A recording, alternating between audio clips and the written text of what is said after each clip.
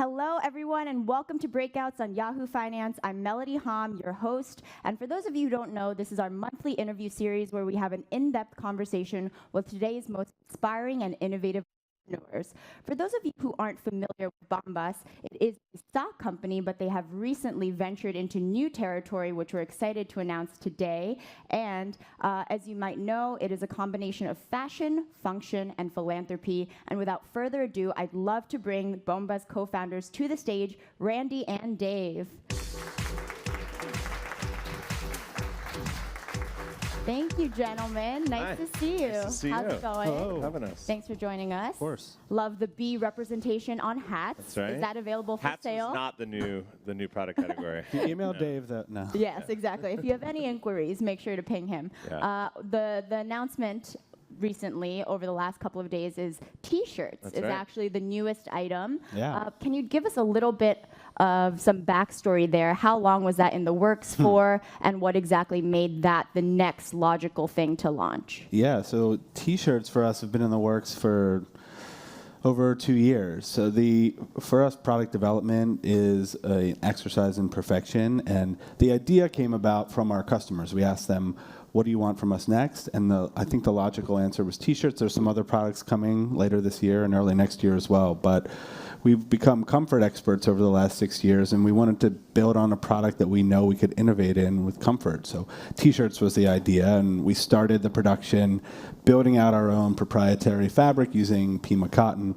We ran into an issue, so we scrapped all of the fabric that we had built, and we started over, just trying to get the product really right and to deliver something that our customers expect from us. Yeah, so David, tell me a little bit more about even Bombas in general. For I think a lot of people, it has become a household name at this point, but for those in the audience and watching at home who aren't completely familiar, Bombas means bumblebee, right, in Latin? Well, so it's derived from the Latin word bumblebee. I took Latin for 4 years in high school. I don't know. But We won't hold it against you. Exactly. If that is the origin of the word, why is a bumblebee the perfect symbol for your company? Yeah, so when we started out, we obviously knew that philanthropy and altruism were, concepts that were important to us from a brand perspective. And so when we kind of scoured the internet and the world for a mascot, we found that actually outside of human beings, ants and bees are the only two animals that are naturally altruistic in the world. They work together as a community to make their world a better place.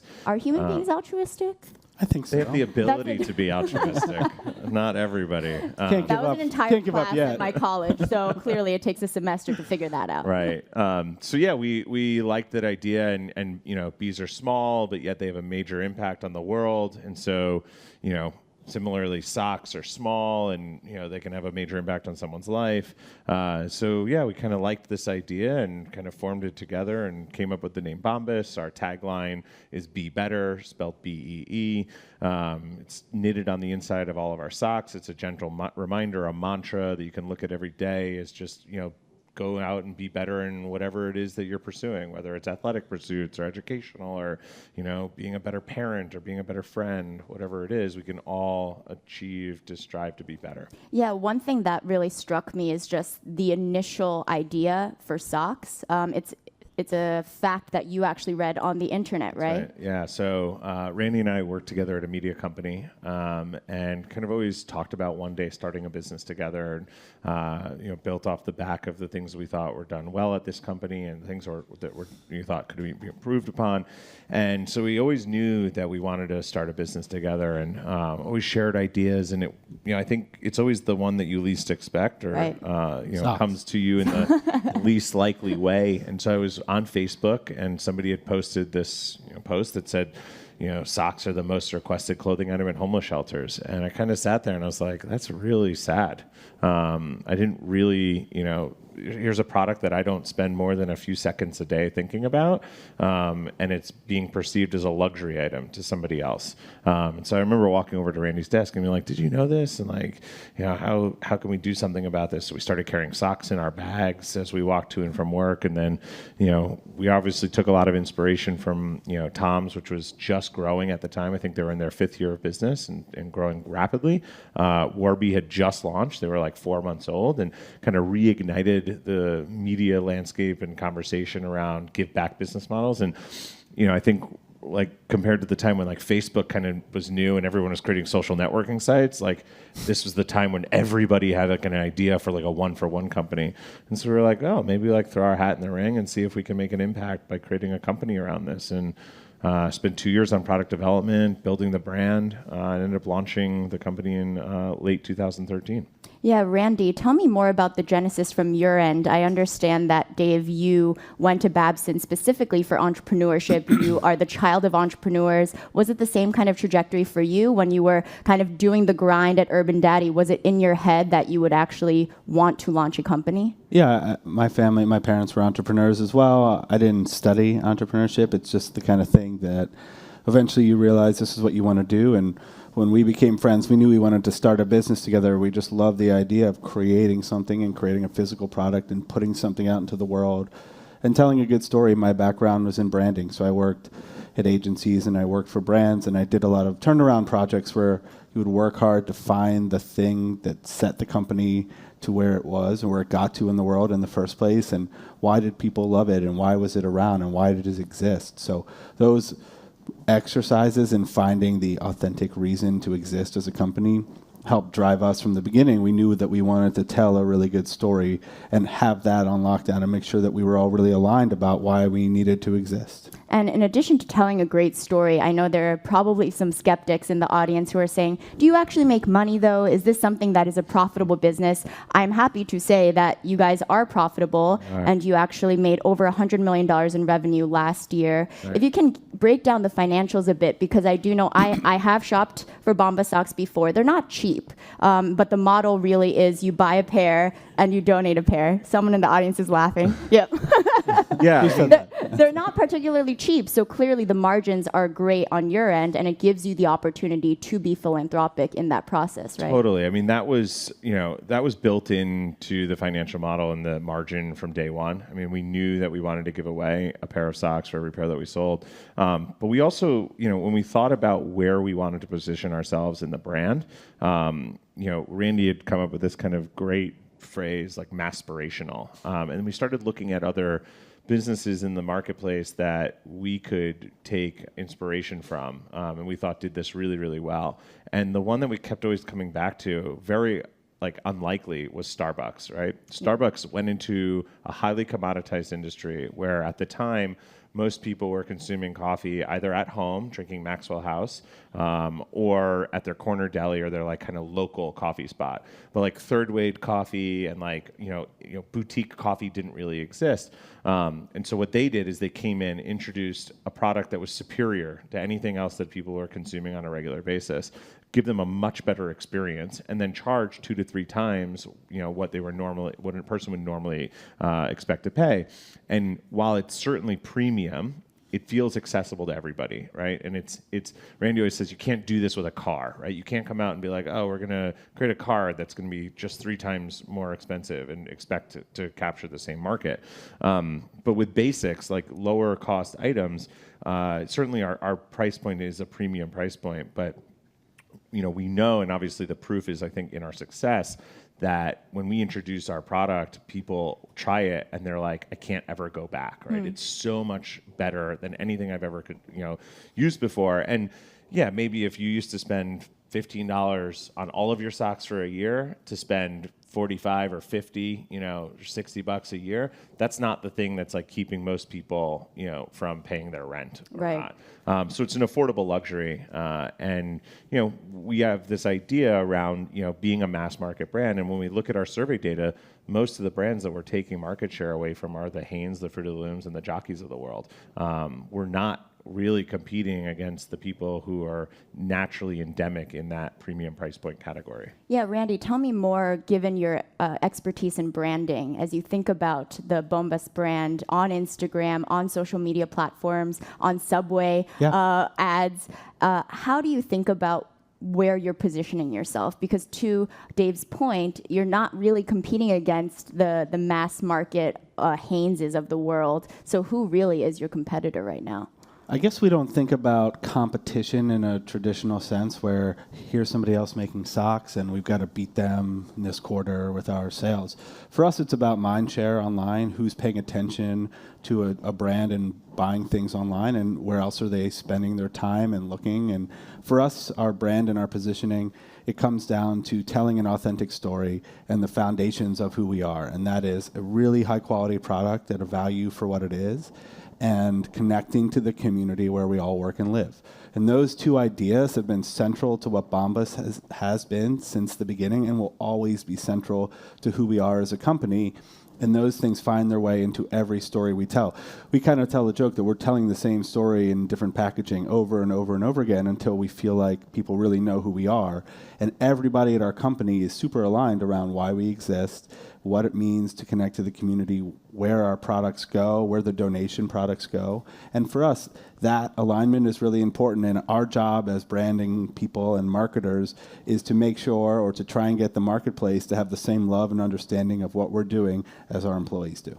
For those of you watching at home or even in the audience, keep in mind that we will have some time for Q&A at the end, so you can tweet us using the hashtag YFBreakouts, or just have your questions ruminating in your minds. Dave, picking up on the idea of culture and people, I think you guys are really proud of the team that you have built. Incredibly professional. And there's some news out a couple weeks ago that you are moving to a larger headquarters as you continue to expand and flourish. Tell me more about the culture and what you think is so unique about it.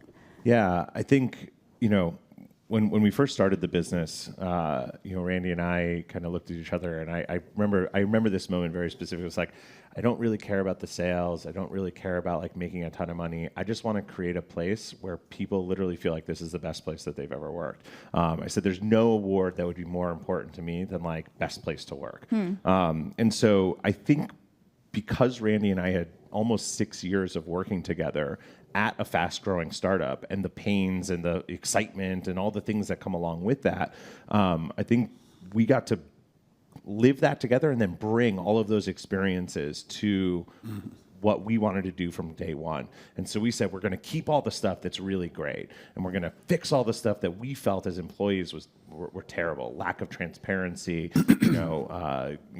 how does our work contribute to the overall goal of the organization? What is the overall goal of the organization? How do we all fit into this? And promises that we felt like were always made, around like, oh, we're going to do a company retreat, and then it never happened. So we wanted to kind of fix all those things and say, like, we had an opportunity to start over and do this right. And so from day one, I think we've just always kept the mindset of what is it like to be an employee, and like put ourselves in that position. They always say it's like when you're a parent, it's like, think through what it was like to be a teenager, and like your hormones are racing around and like it's a crazy time. But we sometimes lose touch with that. And I think because this was so fresh in our minds, we approach this, and every decision we make and everything that we try to do around the organization and think about, we're always saying, okay, how is this going to affect a junior level employee? How's this going to affect a mid-level employee? And how's this going to affect a senior level employee? What information do we need to make sure we disseminate out to the wider group? Not making the assumption that everybody is either going to ask, like, what question? Because like if you're a 22-year-old straight out of school and this is your first job, you have no clue what to ask. Like, right. You don't know what EBITDA is, or like what dilution means, or fundraising, or private equity. Like these things are all foreign terms to you. So the onus falls on us as the leaders and founders of the organization to be the shepherds of that information out to them, and pick and choose and say, this is what you should know about, but go the extra step and not just be like, well, you don't need to know about that. So like go back to your job and do your job. It's really having a super mindful attitude towards what it's like to be an employee at our organization. Yeah. In addition, I think, all of that is 100% right and so thoughtful. This was Dave's number one thing from the beginning, which was always a guiding light for us. But we always knew that we wanted this to be the kind of place that attracted people who wanted to give back as well. And I think the people who work there, and then the people that they recommend and to work there, it's sort of a self-selecting group as well. And that helps with alignment. And we also just understand that the way you have to build a business today isn't to ask people to check their lives when they get to the front door in the morning. and then be Bombas from 9 to 5 and go home and be whoever at night, right? We have to be the kind of place that respects and welcomes all the different perspectives and opinions and uses those things to create an amazing culture. And that's what it feels like. It should feel like an extension of your life. It shouldn't be the other way around. So we're trying to go to our employees rather than ask them to come to us. In the same way that with our brand, and to be a successful brand in this year, you have to go to where the customers are and fit into their life, and you can't ask them to come fit into your fantasy world of the American dream. It's so interesting. I think one illuminating illustration of that you had shared with me, co-founder Love, is just the retention that you're seeing at your company. Yeah. And I don't know if there's an updated version of this, but what you had told me last week was basically that you have around 73 employees, and only 3 in the existence of this company have left in general, Yep. and they have left not because of another job, but for personal reasons, or to go to grad school, or to create a VC firm with a professor. That is really remarkable to me when you think about how you've been able to keep employees around, because if you are creating great talent, how are they not being poached from competitors, from other companies? How are they not desiring to kind of go up the food chain at another startup or a bigger organization? Yeah, I mean, all those facts still, I mean, we're slightly larger now. I think we're like 80-something people now. We're growing quite rapidly. So if you're looking for a job in New York, check out our jobs page. I hope you brought your resumes. Plug. But yeah, I mean, that's exactly right. And I think, as we think about that, you kind of hit the nail on the head. It's identifying the fact that we have incredible talent. And so our job is even made harder by the fact that we have to do whatever it is possible to keep that amazing talent. I think the general concept of, I think the old way of like being an employer is I pay you a salary. So like you do what I tell you to do. And, if I ask you to do this, you're going to do it. And that's what I pay you for, right? It's like this whole, like, I pay you, right? He says that all the time. Yeah, right. And I think the idea is that like really great talent, if you have the mindset of really great talent, will have an unlimited opportunity or options as to where they want to work, and they will never be out of a job. If you want the best people, they will always be working. And so if you switch your mindset to like, wow, what do I have to do as the employer to keep that person, rather than like I just pay you to be here? That again, I think that mindset helps in trying to figure out a retention. Whether it's perks or recognition or time off or just showing gratitude in even the smallest ways is what I think keeps people super engaged. And it's so interesting. I want to give a shout out to my editor, Aaron Fuchs, who has organized basically monthly volunteer projects for our team. We're Yahoo Finance under Verizon, but there are so many opportunities to give back, not only as a larger organization, but even within smaller cohorts. I understand that you guys have really developed a culture of volunteering yourselves, really preaching as well as practicing your mission. Can you tell me more about how you've been able to galvanize your internal employees to really give back to the community? Yeah, I mean, it's a simple process built on a complicated infrastructure of giving partners around the country. So we have over 2,000 giving partners that we donate socks to in all 50 states, and our customers can go online on our site and type in their zip code and see where they are. But for our employees and for our staff, we have a group of shelters and organizations that we partner with in New York. And we have regular giving events that you can sign up for. And it comes out at the beginning of the month, and you've got to act fast because spots fill up. And our team is just really excited about finding the time to do that and to take time out of their workday and to go remind ourselves why we're doing this and why we're here at Bombas. And that moment where you step out of the office for a few hours, and by the way, most of our opportunities are during the work week.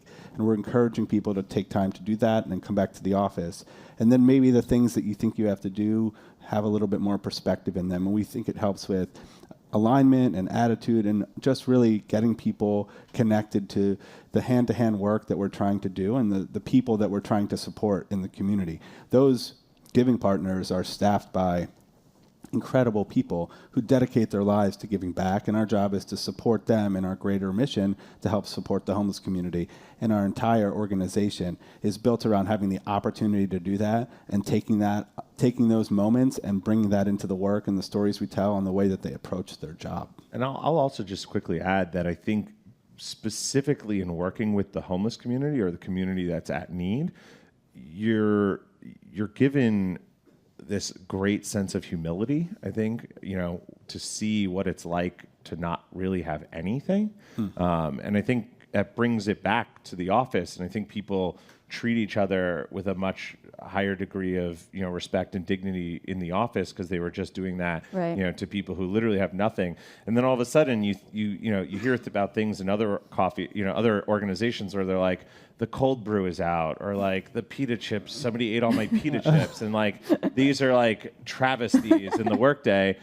And at Bombas, like when you're serving somebody their only meal for the day, all of a sudden like the smaller things in your life don't seem that big. And so you really start to focus on like, what are the big things, and how can we just make improvements in people's lives? Yeah, speaking of big things, you had mentioned Blake Mycoskie earlier, the founder of Tom's, whom I'm guessing is a very good friend of yours. Yes. He's been a mentor. He recently pledged $5 million in an effort to end gun violence, and he has really made a brand for himself. When you guys see Blake taking a stand personally as well as with the Tom's identity, how do you react to that? Is that something that you have ruminating in your minds as you think about what you should be standing up for? Yeah, I think it's incredibly inspiring. I think where we're at in our journey, I still think we're trying to figure some of that out. Again, you go back 18 months from now and less people knew about Bombas than they know about it today. And, we still feel like our main drive and mission is to get our brand and what we do around our mission out there. And so I think focus has been a big part of our journey and the success that we've had today. And so continuing to stay very active on homelessness and how do we give back to our local community is certainly, I think, one of the biggest drivers for us. As we evolve as leaders and as the business gets more and more awareness, I think that'll become a bigger part, and start to think about how can we use our microphone to have a longer impact. But no, that's it. That's my take on it. Yeah, I mean, I also think the way as we've launched T-shirts, you mentioned that, and we can talk about that. But along with that, we're also starting to donate T-shirts to our giving partners, and those T-shirts, like our socks, are thoughtfully designed to help meet the needs of the homeless community. And the idea of being able to donate new clothing to a group of people who are used to being given whatever they can, in the same way that we've created breakfast events where you could have choice in your breakfast when you usually just have to take the meal that is given to you. Some of these things, these subtle evolutions of our giving program and the growth of our network of partners, there's power in that network, and there's power in the support that we're providing, and trying to harness that power for the next level of community and giving at Bombas is super exciting. And that's the thing that really drives Dave and myself on a daily basis to think about where we're going with this business. So as much as we're excited about what Blake did and applaud his efforts, that's incredible, we're very focused on setting up a foundation of giving for the future for Bombas. We want our grandkids to be wearing Bombas, and we want this company to be a pillar of community action going forward. Are you wearing Bombas right now? I am. Wow. Wouldn't it be crazy if I wasn't? I was going to say, that was an easy tee up for you. Yeah. Because I was like, those are very dressy, and I don't actually know that many people who think of Bombas as a dressy alternative. So these are Bombas rib dress socks. Small They plug. are over the calf height, if that's your thing. We also have calf height dress socks. Great for sneakers, loafers, dress socks. All right. Okay. I was waiting for you to come out. I was just going to keep going. I was giving you a little bit of a platform there because I should have known better. I think. Are you wearing? No. No. I don't work for you. Okay. I'm an objective journalist. We have no shows that would be I perfect. objectively see that you're not wearing a Bombas. Yes, correct. Okay. When you think about the physical, what's so interesting is you mentioned you have breakfast events. You do try to have a physical presence in certain ways, but you still have 99% of all of your revenue right now comes from DTC. It's direct to consumer, online, and that's really one of the reasons that Daymond John was so bullish on you when you were on Shark Tank in 2014. He is, I'm guessing, your only shark investor, right? Correct. Okay, so he took a 17.5% stake in the company at the time. He has been probably one of your greatest marketing assets in my mind because he goes on every platform talking about how great Bombas is. When you think about his advice to you, which was really don't do physical brick and mortar, really stay online, how are you thinking about that advice and where are you taking this company now? Yeah, I think at the time that advice was incredible. I mean, we were in our second year of business. And so staying really focused and just doing the one thing that we knew really, really well how to do, which was market socks online through our own website, proved out to be the right approach. And not getting distracted by all these other, potential opportunities. Now that the business has grown and has a fair amount of momentum behind it, and we feel like the core machine is really humming, and it's spitting off enough capital so that we can go and reinvest in new kind of growth initiatives, like new product categories and going international, and thinking about how do we expand wholesale and how do we show up there. But retail is on the roadmap, and I think that excites us in a really incredible way because a physical manifestation of what does a store look like for us? We think of it really almost as like a community center. It's a place where we can host events around awareness for the homeless community, as well as turn it into a store at certain hours where the homeless community can shop there, like our breakfasts where they can come and choose what they want in their omelet. They can have the ability to come into a store environment, be treated like a customer, look at what products we sell and what they need for themselves, and walk out with a bag full of whatever they need. So I think physical retail, when we can, we're starting to ruminate on some of the ideas. It starts to get, really exciting for us. We see new product categories as the roadmap, as the road to get there. I don't think, we got really excited or think there's much opportunity for a sock-only destination. But when you think about socks, tees, underwear, sweatpants, sweatshirts, all the different categories that we could potentially go into over the next few years, retail starts to have a really, starts to manifest in a real way. And Daymond's given his blessing for this too. Yeah. With the branding mindset, when you think about potential collaboration, so it's so interesting, even on the Bombas site, it's a Bombas sock with a Nike shoe.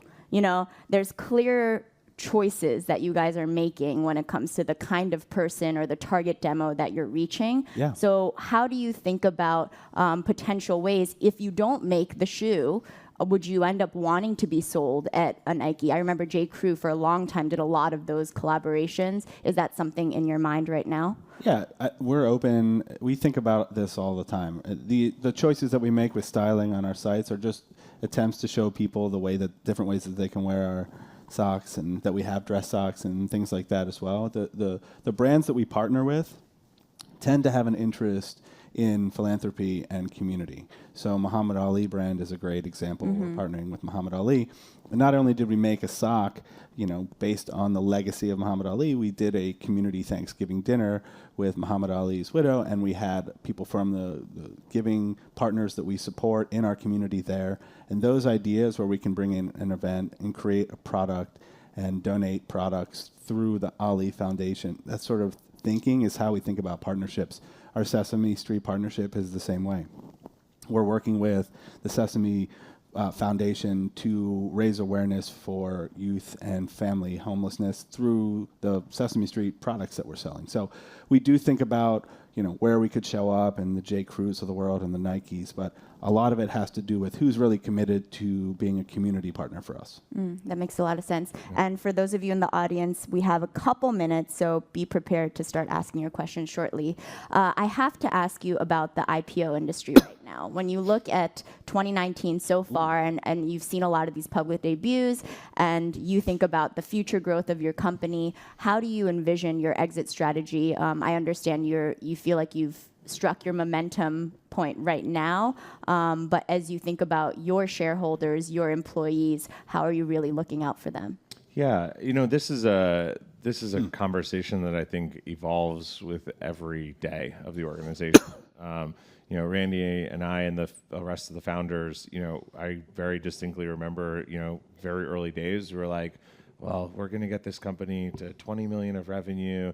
We're going to sell it to somebody, and then we're going to move on and start the next project. Because we don't know anything about managing a company that's bigger than 20 million, and the idea of having more than 30 employees seems crazy. And here we are, 80 employees, will be 160 by the end of the year. We're going to probably double the business from a revenue perspective again this year.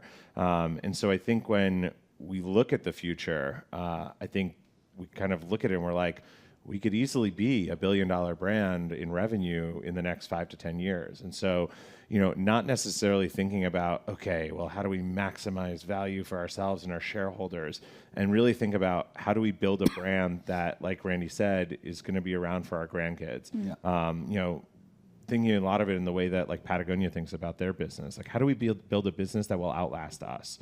And so whether that means that we IPO as a way of, gaining more capital and, growing the business that way, a la, Under Armour and Lululemon and the way that kind of they built, or, get acquired by, a Nike like Hurley did, or some of the other brands like a VF or whatever, we'll do whatever we think is right for the brand to, survive and flourish.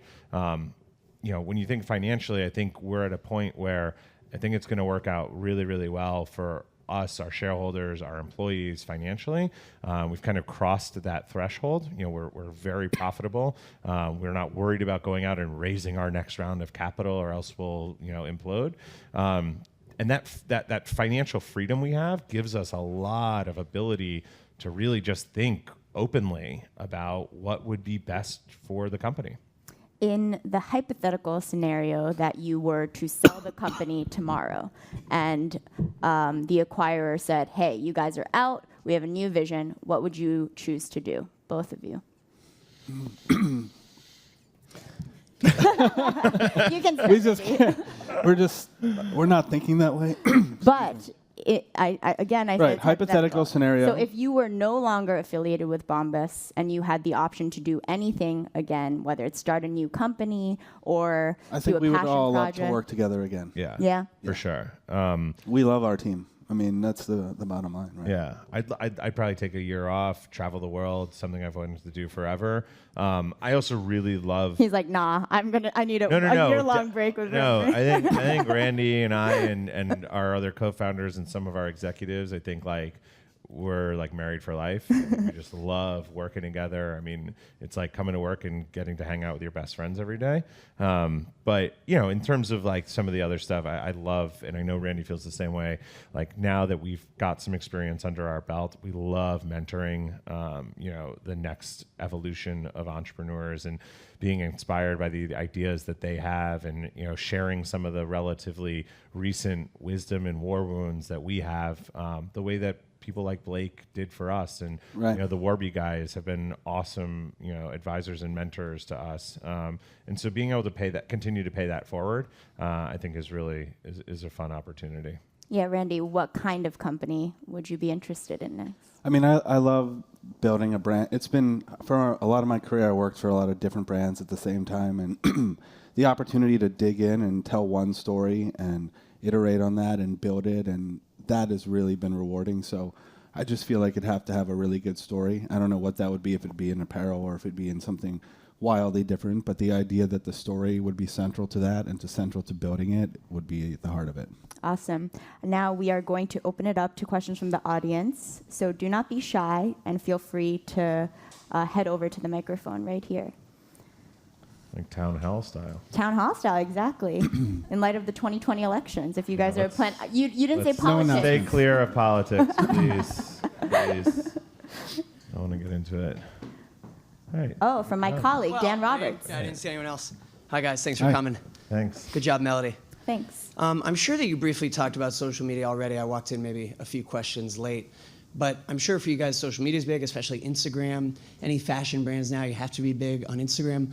The one downside, the potential downside of that always is you become a little kitschy, right? And for a time, some of these fashion brands, even if it's just socks, whatever it is, when you get big on Instagram or when you build up your brand using Instagram, the risk is that it becomes a little bit of a fad. Is that something you think about, worry about, examine? I think we think about fad and trend a lot, specifically avoiding it. For us, that has never been something that we've chased. Some of our competitors or other brands that we see doing that, you feel like there's a shorter life cycle, and we want to build a company that's going to be around for the long term. So for us, it's about creating high-quality products, classic things, and then telling that story authentically and focusing on the things that we care about, that our customers and supporters care about. And it's actually pretty easy to avoid fad and trend when you stay focused, I think, on the core story. And the other thing I would say is if you look at our Instagram account and some of those other metrics, I think by comparison to how big we are from a business perspective, it's not an area that we spend a ton of time and energy on. We do a lot of obviously paid social marketing through Facebook and Instagram, but we're not a brand that's built on influencers. We're not like out there, schlocking product with, different paid influencers. I think we just try to be super authentic, tell a core story, make sure our account looks good, but that's not really the place where we feel like we're winning customers. A quick follow on that, have you ever gone to homeless shelters or done any of this outreach with influencers themselves? Has that been a part of your strategy at all? The people that love our brand that we've engaged with, the Zac Efrons of the world, and some of the other celebrities that like our brand, we've done some of that stuff with. We try not to be with social impact and giving back. There's this really fine line between trying to be boastful about it or leveraging it for marketing purposes for fear of losing some of that authenticity or being genuine about it. I don't know if you've... Yeah, but you also want to get credit for the work that you're doing, right? So it's a very fine line and something that we think about all the time. So on one hand, you want to get credit and you want people to understand the work that you're doing. And on the other hand, you don't want to be exploitative. Yeah. So it just takes care and caution and thoughtfulness in all the content that we're creating and putting out in the world. Interesting story. What is the market share of your particular sector, Bombas? And also, what is the biggest challenge to increase your market share within that sector? The other question I want to ask you is, does your company manufacture, do you have your own manufacturing facilities or do you do contract manufacturing? And if you do your own manufacturing of the socks, do you consider doing private label manufacturing for other entities? And would these entities also be involved in the donation element? For sake of time, we'll have one person. Yeah, sure. I'll take this one. So I think when we've done some, back of the envelope math, I think we're somewhere around 2 to 3% market share in the U.S., where our kind of core business is focused. Obviously, with the growth of our business, that is changing almost every day. It's interesting. We don't, again, where the business is at and with the momentum that we have, we don't run our business being like, how do we get more market share? I just think, we go back to the basics of how do we produce really great product? How do we engage our customers? How do we market online effectively? So that's kind of how we think about market share. As far as private label, not something that we've ever really done. We've explored it in a few ways, but again, coming back to being really focused, we knew that we wanted to build a brand, and you build that by investing back in Bombas. And so the opportunities, I think, to do private label, we looked at as kind of short-term or short-term revenue generating opportunities. But when we kind of always brought ourselves back to what are the core initiatives that we want to set out and do, it was reinvest, build Bombas, make Bombas, a household name. And by staying super laser focused on that, I think we've continued to achieve that goal. Thank you. Hey, I'm Brian, a big sock guy, Brian. so thanks. Cool. Just want to ask, in terms of social governance, it seems like there's kind of this two schools of thought that, in the old days, it was kind of like having a mission like this may have not been a profitable venture, but it seems like now there's maybe some implication that actually it's a premium. You can charge more because people care about the mission. They're willing to spend a little bit more. I'm just wondering, in terms of funding and your early rounds of funding, was it difficult to kind of get that message across, or were a lot of VC firms kind of coming around to this idea of ESG as being a more mainstream thing than it perhaps used to be 10, 20, 25 years ago? Yeah. First of all, we haven't talked to many VCs. That wasn't the route that we took when we were fundraising. I think we were just trying to avoid some of the things that you hear about when you're talking to VCs, and we wanted to run the business a certain way. So I think the idea that giving back was always inherent in our business and part of our DNA made it really easy for us to vet the people who were going to invest in our company. And if they weren't interested in it and they didn't think that it was valuable or they didn't see the value in it, it was an easy conversation. And we found that we were having plenty of conversations with people who did see the value in it, and it just allowed us to path towards those people and those opportunities. And I don't want to oversimplify the fundraising process for anybody because it's a crazy thing and every company has their own journey. But for us, that was an easy way to start conversations and stop conversations. I think the proof is also in the numbers. I mean, we didn't fundraise before we had traction. So looking at the numbers, we were profitable from day one. And so I think people realized that the model worked immediately. Thanks. Thank you. Hi, I'm Crystal. I've tried to search for your products on Amazon. It seems like they are available there, but it's not sold by yours, but some third-party sellers. So I wonder, is that a platform that you guys are looking to work with, or what's your plan on that? So Dave doesn't want to talk about Amazon. the people who are selling our products on Amazon are unauthorized resellers who are buying the product and then reselling them at a premium. So I wouldn't buy them on Amazon if I were you. We are currently not working with Amazon. We have, of course, talked to them because they talk to everybody. But right now, our focus is on Bombas.com, building our brand through our own channels, controlling our story, and importantly, our data, and making sure that we own the relationship with our customers and our supporters. And the best way for us to do that, and what we know, is to do that through our sites and through the select partners that we've talked about. So I know Amazon is a huge place, and a lot of people search for a lot of things and buy a lot through Amazon. We buy a lot of stuff through Amazon as well. We're not anti-Amazon in any way. It's just not the right move for our brand right now, especially as we're trying to build a brand. Yeah, the other thing I'll just add on that as well is that we know that Amazon will always be there for us, right? It's an opportunity for growth when we feel like we've hit that plateau. But again, I think as we think about all those things, private label or wholesale or Amazon or some of these other opportunities, where we're like, yeah, but you could go capture some revenue there. I mean, we've been blessed with the fact that we've every year grown over 100% year over year. So we're not necessarily looking for more growth. We're just trying to control the growth that we have and do it in a really meaningful and thoughtful way. And by doing that, we kind of, by focusing everything on our own website, we control the journey, we control the message, we control the experience.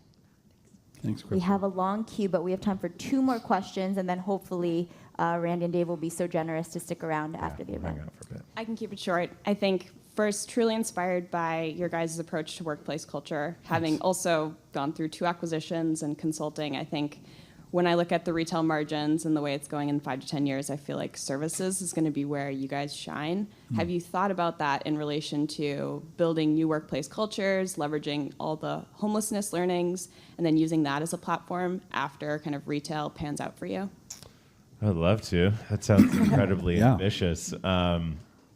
Yeah, I mean, I think we're in a position now where every opportunity feels like an amazing opportunity, but because of like kind of the blue ocean that's in front of us, I think, again, trying to keep the blinders on and be like, let's stay really focused on what are the things that we know we can control over the next 12, 18, 24 months, because much beyond that, the business will radically change. I mean, if you asked us 24 months ago, we were like, okay, we'll stay in the current office that we're in. It's 6,500 square feet. We might have 45 employees, and we're a radically different business, today than what we were 2 years ago. And all of the opportunities that I think continue to arise from that growth opens up, a multitude more opportunities. So, we're kind of, we'll never say never, Right. but I think we just try to think about how we can use platforms like this and, get out there and talk to other entrepreneurs to help spread some of the things that we've learned to help influence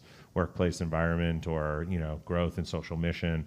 We're using those opportunities we can today, but who knows what the future has, but thank you. Thank you. Yeah. And the last question, maybe Bombas will be like Apple. Services will be the future. Yeah. Great. I just want to know, why does your brand stick out from any other brand that's in a department store that's the top selling brand? Yeah.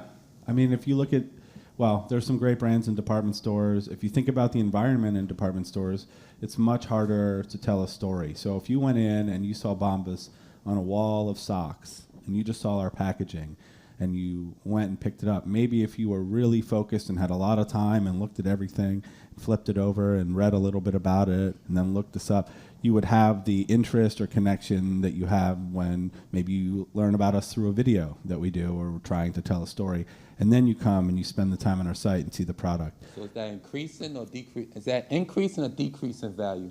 The fact that we are able to talk to our customers directly increases the value. But there's also values in being in a store. And I just think for us, it's about the approach. We have a great product and we have a great mission. And whether you find it at a store or online, hopefully what you're responding to is how great the socks feel. And then you want to come back again and buy them. Okay. Thank you so much. Thanks Thank for joining you. us today, Thank you. gentlemen. Thank you all. Thank you. Thank you. Yeah. Great to see